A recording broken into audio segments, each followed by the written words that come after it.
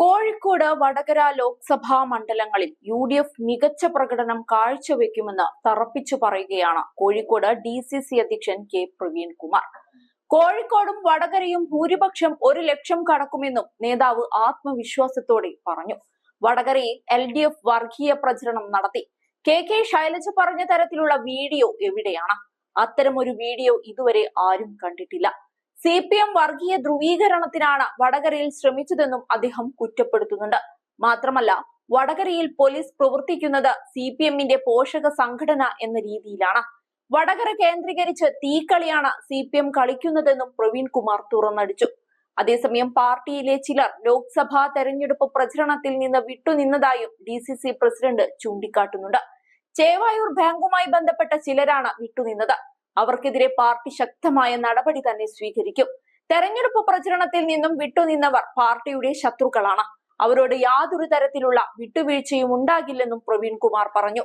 കോഴിക്കോട്ടെ steel complex വിൽപ്പന CPM BJP നേതാക്കൾ അറിഞ്ഞുള്ള നീക്കമാണ്. എയർ ഇന്ത്യ പണിമുടക്കിൽ എയർ ഇന്ത്യ മാനേജ്മെന്റ് യാത്രക്കാരോട് മാപ്പ് പറയണം. വലിയ ബുദ്ധിമുട്ടാണ് യാത്രക്കാർക്ക് നേരിടേണ്ടി വന്നത്. അപ്രതീക്ഷിത സർവീസ് റദ്ദാക്കൽ യാത്രക്കാരുടെ ജോലിയെ വരെ ബാധിച്ചു. യാത്രക്കാർക്ക് നഷ്ടപരിഹാരം നൽകാൻ തയ്യാറാകണം. കേന്ദ്ര വ്യോമയാന മന്ത്രാലയം നടപടി സ്വീകരിച്ചില്ലെങ്കിൽ കോൺഗ്രസ് പ്രക്ഷോഭം ആരംഭിക്കുമെന്നും അദ്ദേഹം പറഞ്ഞു. ചേവായൂർ ബാങ്കുമായി ബന്ധപ്പെട്ട ചില തർക്കങ്ങൾ തെരഞ്ഞെടുപ്പ് പ്രചരണത്തെ ബാധിച്ചുവെന്ന് UDF സ്ഥാനാർത്ഥി MK രാഘവനും വ്യക്തമാക്കിയിരുന്നു.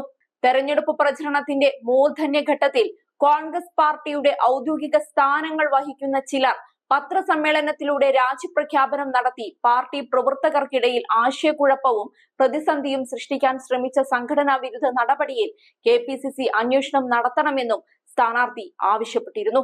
ഏതായാലും വടകരയിലെ തെരഞ്ഞെടുപ്പ് പോരാട്ടം തീക്കാറ്റായി ഉയർന്നപ്പോൾ ആരു ജയിക്കുമെന്നത് പ്രവചനാതീതമാണ്.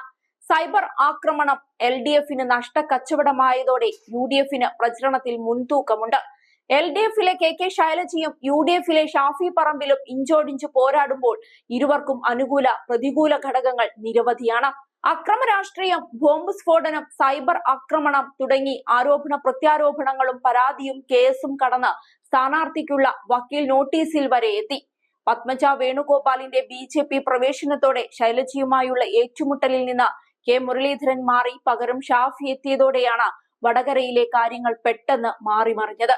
ഒപ്പം പോരാട്ടവും കനത്തു. അക്രമ രാഷ്ട്രീയം പറഞ്ഞ് പാർട്ടി വോട്ടിൽ വിള്ളലുണ്ടാക്കുന്നത് ഇത്തവണയുണ്ടാവില്ലെന്നുമാണ് കണക്കുകൂട്ടൽ. കൂത്തുപറമ്പും തലശ്ശേരിയുമാണ് LDFന് വലിയ ഭൂരിപക്ഷം ലഭിക്കാവുന്ന നിയമസഭാ മണ്ഡലങ്ങൾ.